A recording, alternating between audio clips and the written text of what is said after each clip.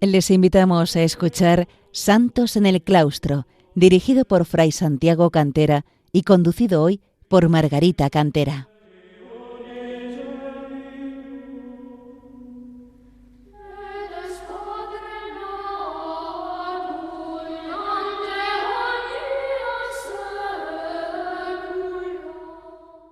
Queridos oyentes de Radio María, bienvenidos al programa Santos en el Claustro, en el que mi hermano Santiago y yo intentamos acercar al hombre en nuestro tiempo el ejemplo, la vida, las enseñanzas de tantos santos que han alcanzado la cercanía de Dios, la santidad y la vida retirada de los claustros monásticos o la soledad de los eremitorios. Empezamos a contemplar la semana pasada la vida de Sor María Ángeles Orazo, sierva de Dios, concepcionista, monja concepcionista de Valladolid. Nacida en Zumaya, profesó en este monasterio y allí vivió también una fase de purgación, una noche oscura, que se cerraría totalmente con el acto de entrega que hace Dios el 25 de septiembre de 1824. A partir de entonces vive un estado de íntima unión con Dios que se prolongó durante 3 meses.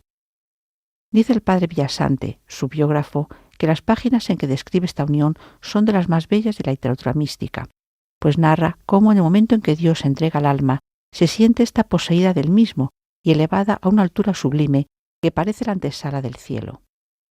Dice también Sor María Ángeles: inmediatamente entré en posesión de Dios y quedé tan poseída de él con efectos maravillosos. Después de esos 3 meses vividos en plena unión con Dios, volvió a un estado más ordinario, en el que permaneció varios años, sintiéndose sola y buscando ansiosamente a sus amores, Jesús y María. La Madre Orazo interpreta este descenso como consecuencia de su temor a extraviarse por unos caminos extraordinarios de los que no se sentía merecedora, y sin tener un director de manera permanente, de modo que perdía gran parte de los beneficios que podían derivarse de las gracias especiales que recibía.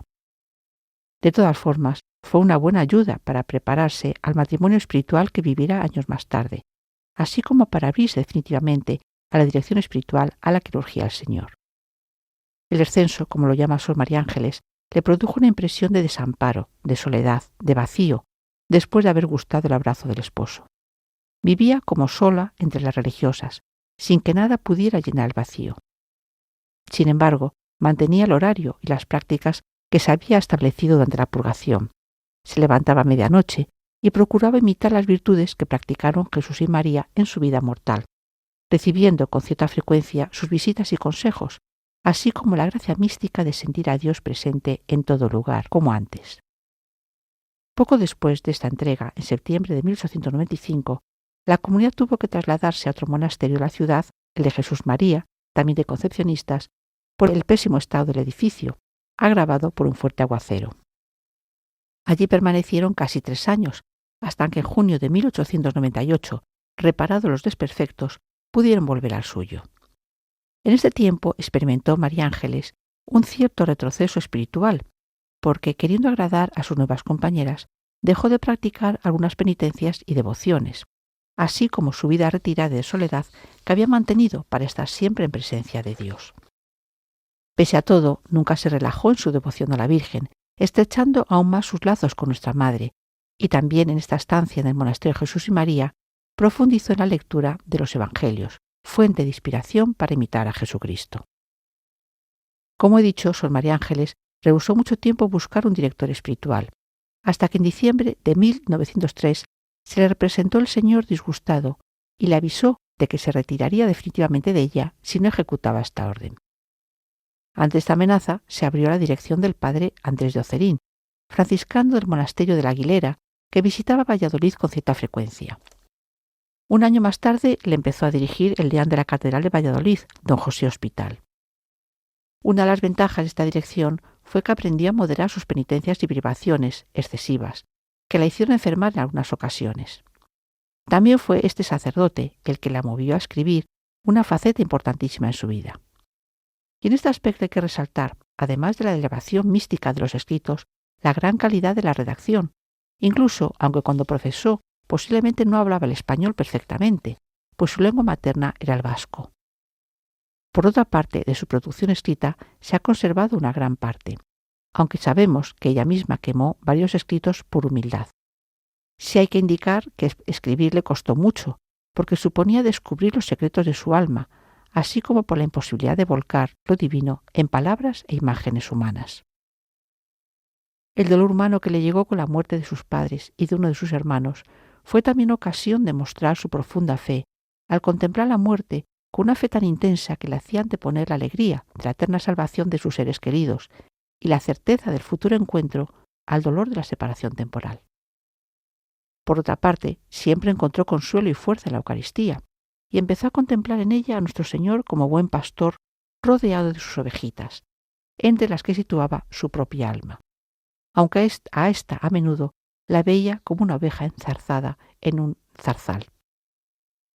También intensificó la relación con los ángeles y de manera especial con los ángeles del Sagrario. Una vez acogida a la dirección espiritual del padre Ocerín, en 1904 su comunidad, por unanimidad, la eligió abadesa. Realmente lo había hecho antes, porque estando la comunidad muy dividida, todas pensaban que Sor Ángeles era la única que podía restablecer la paz y la concordia. Pero en las ocasiones previas no fue confirmada en el cargo por no tener la edad mínima requerida, los 30 años. Posteriormente, fue reelegida de manera continuada hasta su muerte. Pero hay un detalle especial que refleja mucho de su espiritualidad. Antes de aceptar el cargo, puso como condición que la verdadera abadesa fuese la Santísima Virgen, lo que fue acogido con agrado. Y así Santa María fue nombrada abadesa perpetua. La actividad de Sor Sorazu como abadesa fue muy intensa y quizás lo más importante de ella es que consiguió restablecer la observancia de las normas de vida de la orden, a pesar de los amargos momentos que tuvo que pasar por la oposición de las mismas religiosas a su proyecto de reforma. Pese a todo, esta labor, casi como de fundadora, buscó que reinase la caridad entre todas ellas, llegando a superar buena parte de las divisiones e incomprensiones que había. Y cambió tanto el ambiente del monasterio que, después de muchos años, empezaron a llegar vocaciones jóvenes, imbuidas plenamente de sus ideales reformadores, asegurando así la permanencia del espíritu de reforma. En la corrección de las faltas supo siempre combinar la bondad y prudencia con el rigor cuando era necesario, siendo especialmente cuidadosa en la guarda del silencio. Un resumen de su labor como abadesa lo hace el padre Villasante con estas palabras. Como abadesa trabajó incansablemente con verdadero amor maternal por mantener unidas a todas las religiosas, desterró los abusos y corruptelas introducidas contra el espíritu de la regla, elevó la comunidad a un alto estado de observancia y vida religiosa. Fue una auténtica maestra, educadora e incluso directora de las religiosas, particularmente de las jóvenes, a la vez que verdadera madre. Ella misma les dirigía los ejercicios para las tomas de hábito, profesiones, etc., dándoles pláticas e instrucciones espirituales, lo cual pudiera hacerle un sacerdote, y escribía, para su uso y provecho particular, ejercicios psicológicos con que alimentaba su vida espiritual. Practicaba actos de caridad heroicos con las enfermas.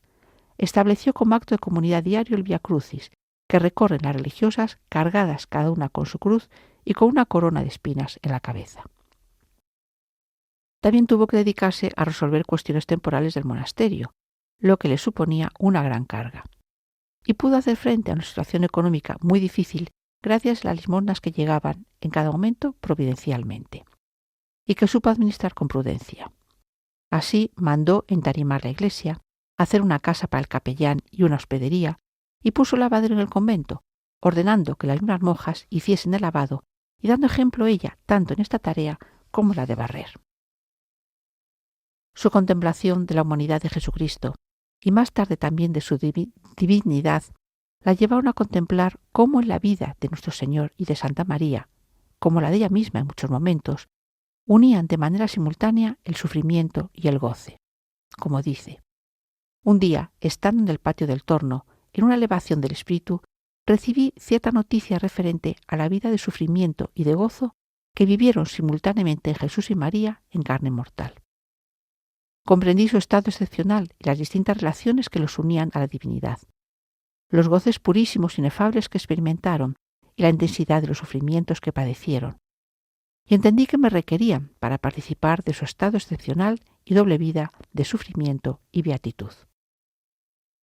y a través de estos misterios comprendió la voluntad salvífica universal de Dios por su infinito y eterno amor a los hombres, de modo que le parecía que por muchos y graves que fueran los pecados cometidos, no tenía que temer de los rigores de la justicia divina, con tal que tuviera la voluntad de enmendarse y aceptara las condiciones establecidas para alcanzar la salvación, ya que veía a todo Dios empeñado en salvarnos y animado de un inmenso amor hacia todos los hijos de Adán. Así resulta conmovedora su visión de la misericordia divina, al considerar que el hombre ha sido creado para que brille ese dulcísimo atributo del Señor, pues si la existencia del hombre pecador y caído hubiese sido ocioso y sin ejercicio. También por ello mostró siempre una gran predilección por los pecadores, entre los que ella misma se veía de manera especial. Y asimismo afirmaba que tenía verdadero deseo de satisfacer la justicia divina por sus infidelidades, lo mismo que las almas del purgatorio, que jamás aceptarían una condonación gratuita, pues ansían pagar la justicia de Dios y restablecer de alguna manera el orden lesionado, ya con los sufragios que otros aplican por ellas, ya con las penas que gustosas aceptan. Hacemos una pausa en la narración de la vida de Sor María Ángeles Orazu para escuchar el romance de la Encarnación, letra de San Juan de la Cruz y cantado por José Robledano y César García Rincón, en homenaje a esos misterios de la humanidad de Jesucristo en los que meditaba habitualmente Sor María Ángeles Orazu.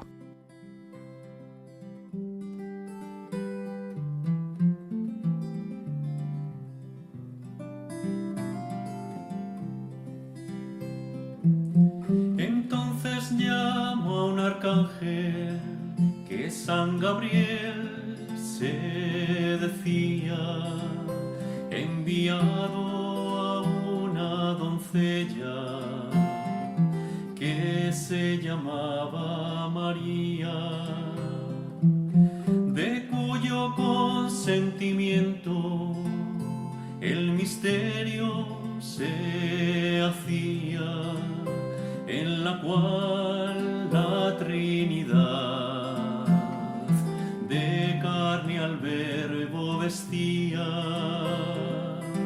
Y aunque tres hacen la obra, en el uno se hacía, y quedó el Verbo encarnado en el vientre de María, en el vientre de María.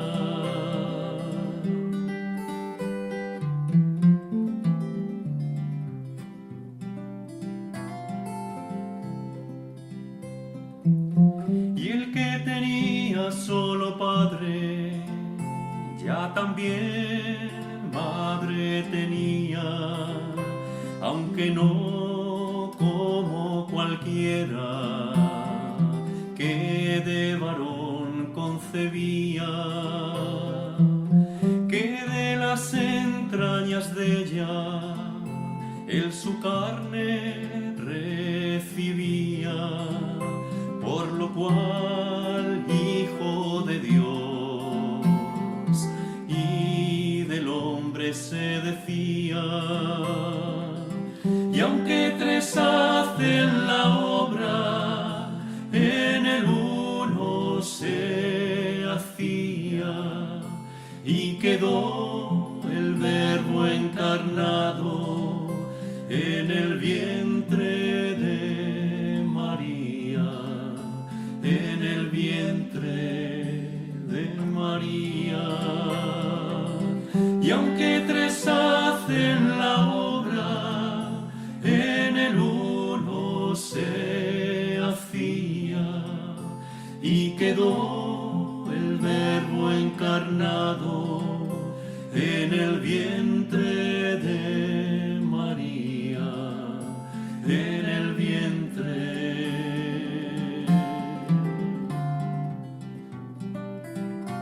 de María.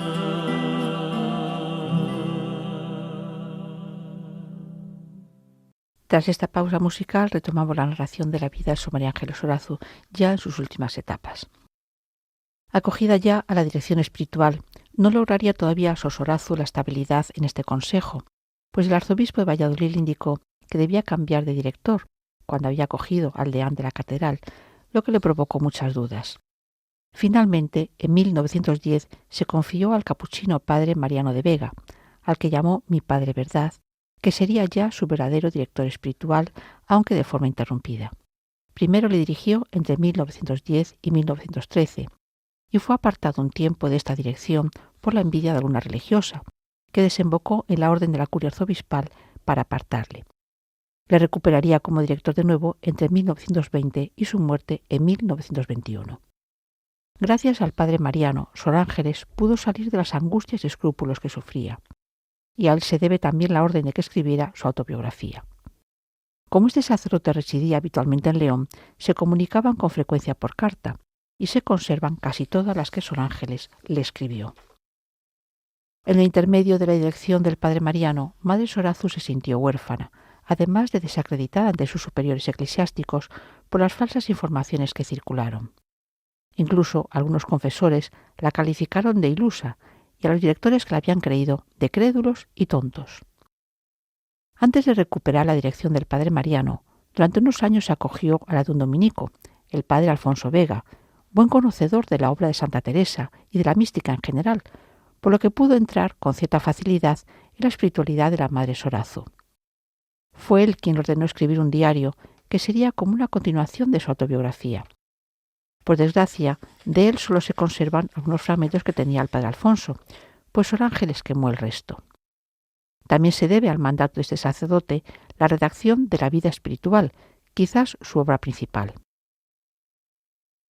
Bajo la dirección del padre Mariano, Sor Ángeles encontró la calma y se vio recompensada por el Señor por haber vencido su repulsión a exponer totalmente su alma a un director. Así afirma que en junio de 1905 recibió el favor de sentirse rodeada y acompañada por el Sagrado Corazón de Jesús, tanto de día como de noche. La importancia de esta apertura es grande, como dice el padre Villasante. Fue esta la primera vez que en su vida dio cuenta perfecta de su conciencia y reveló los grandes secretos de su alma. No es de maravillar, pues, que nadie, incluso sus confesores, conociera el valor de esta alma y los grandes tesoros naturales y sobrenaturales que Dios había depositado en su espíritu, ni los grandes gérmenes de santidad y ciencia divinas que atesoraba su humildísimo corazón. Facilitóle esta primera revelación de su espíritu el cariño paternal y divino con que la trataba el nuevo director y la grande calma y paciencia con que la escuchaba. En junio de 1907 recibió del Señor la promesa del matrimonio místico, y ello le supuso entrar en una etapa purgativa de preparación que se prolongó 4 años. Ella la define como periodo de la divina tiniebla, y del estado de su alma durante este periodo habla en su vida, mostrando los cambios y sufrimientos continuos que vivió y cómo se alternaban el sufrimiento con los consuelos que Dios no dejaba de darle. Cuando me confié a la dirección del padre Mariano, era yo la incertidumbre y mutación personificadas. Dudaba de todo, menos de la existencia y bondad de Dios, y no permanecía en un mismo estado de alma 24 horas seguidas. Mi alma parecía el cielo en días de primavera o otoño, que tan pronto está claro como nublado, y muchas veces parecía que caminaba por una vía llena de tinieblas, pues cuando más descuidada estaba gozando de clarísima luz en mis relaciones familiares con Dios, me veía sumergida en un abismo de tinieblas que parecía no tener fondo, de donde salía a otra región más clara y deleitable que la que le precedió, cuando menos lo pensaba y sin diligencias humanas. Pero también afirmaba que sabía que era como una navegación que continuaba y que pronto aparecería una nueva tempestad en aquel cielo tan limpio de nubes y donde brillaba el sol de justicia. En 1911 alcanzó Madre Sorazu la vía unitiva, la recepción del esposo como aclara San Buenaventura, y que empieza con el matrimonio espiritual. En ella permaneció los últimos 10 años de su vida terrena. Este matrimonio espiritual fue acompañado de la entrega de la Madre Sorazu a la Santísima Trinidad. Es la culminación de muchos años de acompañar al Señor en la contemplación de los misterios de humanidad, hasta que me he colocado donde estoy, en Dios, como si ella estuviera metida en Dios uno y trino. A partir de este momento, ella misma afirma que vivía poco menos que como ermitaña, porque toda la vida se concentraba en el espíritu y lo único que la atraía era la amorosa y perfecta resignación en Dios que lo hace todo en mí. mientras el trato con las criaturas, incluso sus hermanas de claustro, le resultaba molesto al separarla de su estado permanente de contemplación. Pero también sabía que se acercaban sus últimos tiempos en la tierra y que iban a ser especialmente duros, como lo fueron, tanto desde el punto de vista físico como espiritual, con graves remordimientos de conciencia al creerse condenada y el sentimiento de desamparo divino que sufrió. Era un modo de compartir plenamente la pasión de nuestro Señor, reflejo de sus ansias de participar de las penas del Dios humanado. Padre Santo, dice, así como te dignaste revelarme la infinita excelencia de mi Dios humanado para que lo estime y ame, dígnate revelarme sus sufrimientos. Úneme a Él, paciente, para que participe sus penas como he participado su gloria. La corriente gloriosa me causa hastío. Tengo hambre de sufrimientos. No puedo vivir privada del inestimable tesoro de la cruz de Jesucristo. Ven, Dios mío, Espíritu Santo, socórreme, condúceme al Calvario. Clávame en la cruz de mi Dios humanado. Identifícame con Él en su acto de amor supremo al Padre y a la humanidad que redime con su muerte expiatoria. Si su salud nunca fue buena, recordemos la grave enfermedad que la aquejó en la infancia. Durante su vida de fuertes ayunos y duras penitencias aún se resquebrajó más. Y ella era consciente de cuáles eran, al menos en ciertas ocasiones, las causas de estas enfermedades, como reconocía al padre Mariano en una carta. Concentradas sus fuerzas vitales en lo espiritual y la contemplación, se olvidaba de lo corporal y a veces hasta de comer y de cuidar el cuerpo. Pero el médico que la atendía añadía otro motivo. La debilidad extrema que sufría era consecuencia, además del abandono o despreocupación por su salud, del excesivo trabajo espiritual, como él dijo, que la agotaba realmente. De modo que con 48 años estaba más gastada físicamente que las ancianas del convento. Por si fuera poco todo lo anterior, el médico le diagnosticó un cáncer. Estando pues ya debilitada y enferma, en Pascua de 1921 su estado se agravó notablemente, sufriendo no solo los dolores de la enfermedad, sino también de los tratamientos que se le impusieron. En la última carta que escribe al padre Mariano, tras confesarle que sufría mucho, le dice que de aquí mi resignación y las alabanzas que tributo a mi Dios, muchas veces con lágrimas en los ojos. Bendito sea nuestro Señor. Todo es poco por su amor. No quiero que quiten una gota del cáliz de la pasión que su amor misericordioso me reserva, aunque cueste a la naturaleza soportar su amargura. Ni tampoco pido que añada nada, porque lo amo todo en su divino querer, cuyo divino cumplimiento amo sobre todas las cosas. Recibió la unción con mucha devoción, y el arzobispo de Valladolid, Monseñor Gandásegui, fue en persona a visitarla y bendecirla. Tuvo algunos momentos de ligera mejoría, pero desde el 15 de agosto ya no pudo levantarse. Los últimos días de vida fueron de fortísimos dolores, como atestiguaron las religiosas que la acompañaron. Falleció el 28 de agosto tras dirigir una oración a San Agustín en su lengua materna, el vascuence. Fue enterrada en el claustro de su monasterio, con el catecismo en las manos y una estampa de María Inmaculada, como había pedido.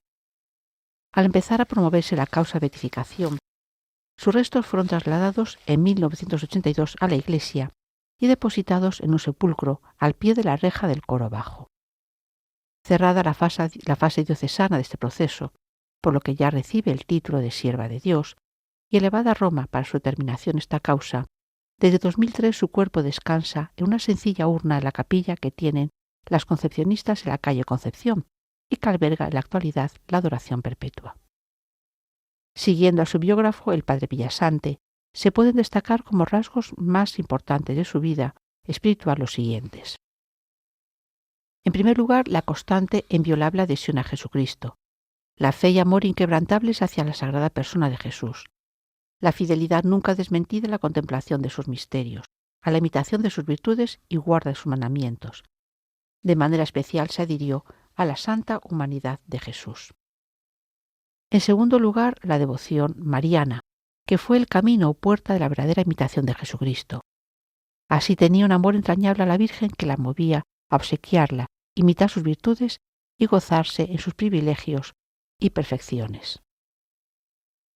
De este modo, dice el padre Villasante, toda su vida espiritual se reduce a dos benditos objetos, Jesús y María, Para ella, la verdadera espiritualidad y único camino para alcanzar la santidad es centrar en ellos todo nuestro amor y adhesión inviolable, contemplar sus misterios sacrosantos, imitar sus virtudes.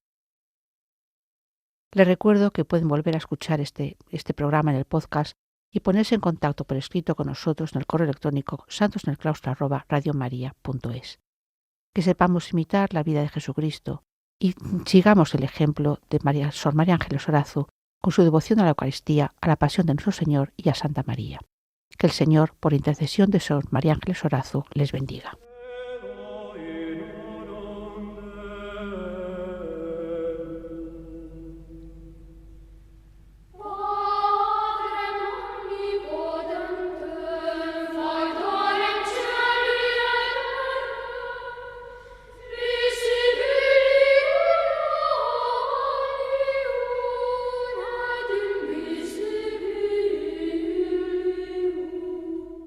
Han escuchado en Radio María Santos en el Claustro, dirigido por Fray Santiago Cantera y conducido hoy por Margarita Cantera.